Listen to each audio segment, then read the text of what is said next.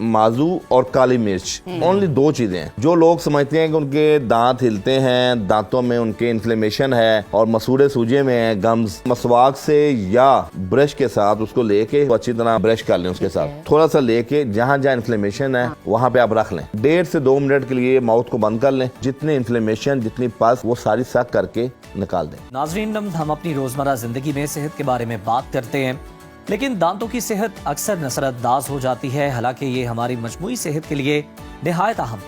बिल्कुल उज़ैर, आपने ठीक कहा है। और दांतों के मसाइल जैसे कीड़ा लगना, मसूड़ों की बीमारी, दांतों का गिरना ना सिर्फ तकलीफदेह होता है बल्कि ये हमारे खाने पीने की आदत या हमारे कॉन्फिडेंस को या हमारी मुस्कुराहट पर भी असरअंदाज होता है। तो इसी हवाले से इस वक्त हमारे साथ स्टूडियो में गेस्ट मौजूद हैं, माहिर तिब हैं, हमेशा हमारे साथ होते हैं, हमें गाइड करते हैं, हकीम अताउर रहमान साहब। वेलकम टू सुनो पाकिस्तान। हकीम साहब, सबसे पहला सवाल तो यही है कि दांतों के अमूमन आम मसाइल जो आप देखते हैं वो कौन कौन से हैं और उसकी वजूहात क्या हैं? जी, बिस्मिल्लाहिर्रहमानिर्रहीम। दांतों के अमूमी जो मसाइल हैं उसमें तो दांतों का गिरना है, टेढ़ा होना है, या दांतों की अंदर पिलाहट है, या मास्क हो रहा है, या सम टाइम होता है आपकी गम्स के अंदर इन्फ्लेमेशन आ जाती हैं। ये कॉमन इश्यूज हैं जो हमारे पास पेशेंट्स भी आते हैं, बच्चे भी आते हैं। वैसे तो टेक्निकली अगर कोई दांतों का इशू है, हिल रहे हैं, वो तो डेंटिस्ट ही करता है। लेकिन जो हमारी तिब में जो चीज़ें अल्हम्दुलिल्लाह बहुत ज़बरदस्त काम करती हैं, तो वहाँ तक तो हम अल्हम्दुलिल्लाह लोगों को सपोर्ट करते हैं। बिल्कुल। अच्छा हकीम साहब, ये भी बताएं कि दांतों में जो हम देखते हैं कीड़ा लग जाता है, कैविटी हो जाती है, इसकी क्या वजूहत है और तिब में क्या इसका भी इलाज मौजूद है? जी बिल्कुल। देखें, वो लोग जो अपने दांतों का ख्याल नहीं रखते, आप देखें बहुत से लोग ऐसे हैं जो दांतों की सफाई का एहतमाम नहीं रखते और ना वो ब्रश करके सोते हैं। देखिए, हमारी जो खुराकें हैं ना, वो तरह तरह की हम खुराकें खाते हैं। मिसाल के तौर पे हम मीठा भी खाते हैं और कई लोगों के दांतों के अंदर खला होता है और हम लोग बादी चीज़ें खा रहे होते हैं। स्वीट डिश खा रहे हैं, फ्रूट केक खा लिया, या कोई आपने जैम ले लिया।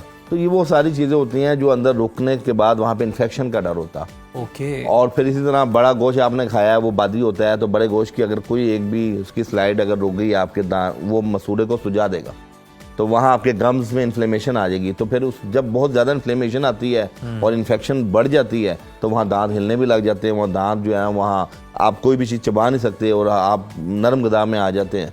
तो ये बड़ा एक मुज़ी मर्द है। ठीक है, माहिर एज अ माहिर तिब हमें बताइए कि दांतों की सफाई के लिए कोई खास मंजन, कोई खास फार्मूला जो हमारे नाजरीन के लिए आप लेकर आए? जी बिल्कुल, हमारे तिब में अल्हम्दुलिल्लाह बहुत सी चीज़ें हैं। देखें, सबसे पहले मैं 3-4 चीज़ें आपको बताऊँगा जितने भी हमारी अवाम नाज़ सुन रही हैं।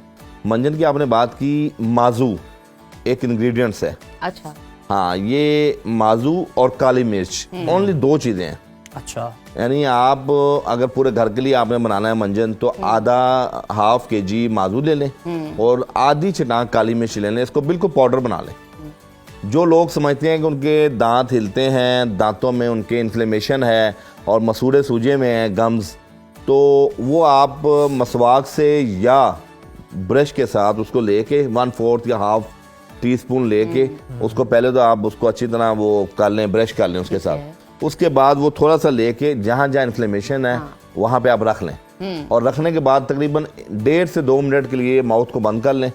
और उसके बाद आप देखेंगे जैसे जामुन खाने के बाद एक एस्टेंजेंट प्रॉपर्टीज वाली कैफियत होती है, एक आपके अंदर हाबिस तासीर आती है, मुंह आपका जकड़ जाता है। तो जितना आपका सलाइवा, बैड सलाइवा और जितने इन्फ्लेमेशन, जितनी पस, वो सारी सक करके निकाल दें। जबरदस्त। और आप इमेजिन करें कि ये इतनी ज़बरदस्त चीज़ है, इतनी ज़बरदस्त चीज़ है कि ये जो भी आप घरों में इस्तेमाल करें तो आपको अंदाजा हो जाएगा कि अल्लाह पाक ने इसमें कितनी शिफा रखी है। हालांकि देखिए हर्बल है, माजू और काली मिर्च। अच्छा, लेकिन इसके अंदर 2-3 और चीज़ें अगर आप ऐड कर देंगे, जो लोग बहुत सवेर हैं, जिनके दांत हिलते हैं, उसमें आप 3-4 चीज़ें ऐड कर दें। इसमें सुंड, जंजबील और लौंग, फिटकरी और समुंदर झाग।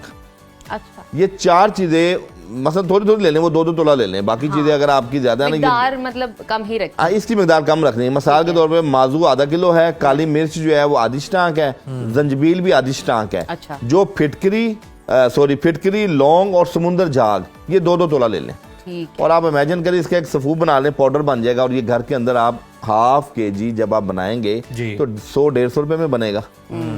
और अल्हम्दुलिल्लाह जो आपका महीने का पेस्ट का खर्चा है हज़ारों रुपए, आप उससे भी बचेंगे। उसके बावजूद आपके दांतों और की कुदरती अच्छा, तौर इन सब पे इसलिए भी नहीं यूज करते इस तरह की चीजें, मंजन वगैरह, जी, ये जी। पाउडर, कि हमें बड़ा आउट ऑफ फैशन ना लोग समझना शुरू कर दें, कोई इस तरह ना हो कि जाए। मंजन इस्तेमाल कर सर आप ये उससे पूछें जिसको दांत की दर्द होती है। हाँ, दांत की वाहिद ऐसी दर्द है, ना सोने देती है ना वो ओहो, ठहर, नहीं, वो वो उसकी बल्कि connectivity- खड़ा भी नहीं हो सकता, वो टहल रहा होता है दांत हकीम दर्द साहब, आप वाला। उसकी कनेक्टिविटी देखें ना कि आंख में भी दर्द है, हाँ, फिर और जॉ में ब्रेन दर्द में है, आपके- नेक में दर्द है, ब्रेन तक जाती है उसकी। बिल्कुल तक- स्पाइनल कॉर्ड में अच्छा, दर्द है। हकीम साहब जरा ये भी बताएं कि दर्द की बात हो रही है तो कुछ लोग कहते हैं कि स्केलिंग जो करवाना, जो कि रेकमेंड किया जाता है आपको साल में करवानी चाहिए एक बार, लेकिन कुछ लोग कहते हैं कि ये पेनफुल होता है, जी जी। थोड़ा सा पेनफुल होता है अमल, तो तिब में कोई इसका भी इलाज मौजूद है कि जनाब दांतों में जो है ना वो चमकदार दांत बन जाए आपके और स्केलिंग से भी आप बच जाएं? जी जी बिल्कुल। अच्छा, उसके अंदर टिप के अंदर दांतों को चमकदार बनाने के लिए हमारे पास एक वो पत्थर होता है, सफाई भी अच्छी तरह हो जाए सारी। फिटकरी। अच्छा, फिटकरी लेके, वाइट फिटकरी, सफेद फिटकरी, उसको आप पाउडर पहले कर लें, उसके बाद तवे के ऊपर बिरियां कर लें, यानी उसको बिरियां रोस्ट करके थोड़ा सा कर लें। एब्सोल्युटली। अच्छा, उसको आप पाउडर बना के जितनी फिटकरी है उससे हाफ वजन मीठा सोडा ले लें आप।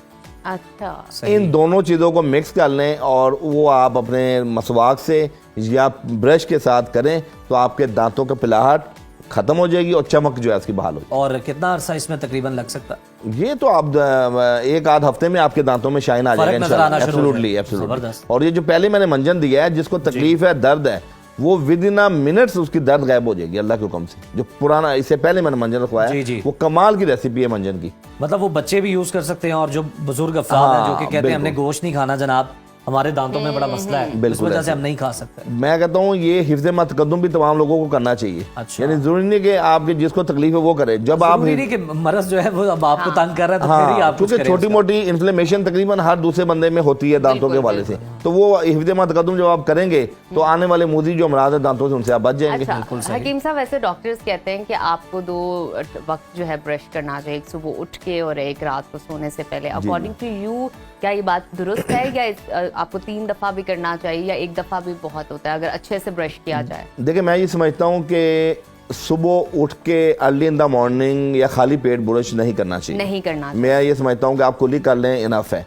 जब आप सुबह ब्रेकफास्ट करते हैं, ब्रेकफास्ट करने के बाद आपका काफ़ी इंटरवल होता है नेक्स्ट खाने में, जी, तो आप जब ब्रेकफास्ट में भी जाहिर बात आप एग लेते हैं या उसमें आप कोई और चीज़ ऐसा आप जैम लेते हैं, तो ब्रेड वगैरह लेते हैं, तो वो भी जब आपके दांतों के अंदर खला में वो फंसेगा तो वो भी आपकी डिजीज का बायस बनेगा। बिल्कुल। तो मैं ये समझता हूँ कि जो ब्रश है ना सुबह का, वो नाश्ते के बाद करना चाहिए। नाश्ते के बाद। और दूसरा ब्रश डेफिनेटली बेड टाइम पे करना चाहिए, जब आपको पता हो कि हमने अब रात को कुछ नहीं खाना, एट द एंड आपने बल्कि आपने जो नाइट मील लेना है, जो आजकल हमारा ट्रेंड गया है, उसके बाद वो ब्रश करना है। अच्छा, हकीम साहब ये भी बता दें कि जो बच्चे छोटे होते हैं जो दांत निकाल रहे होते जी, हैं, जी।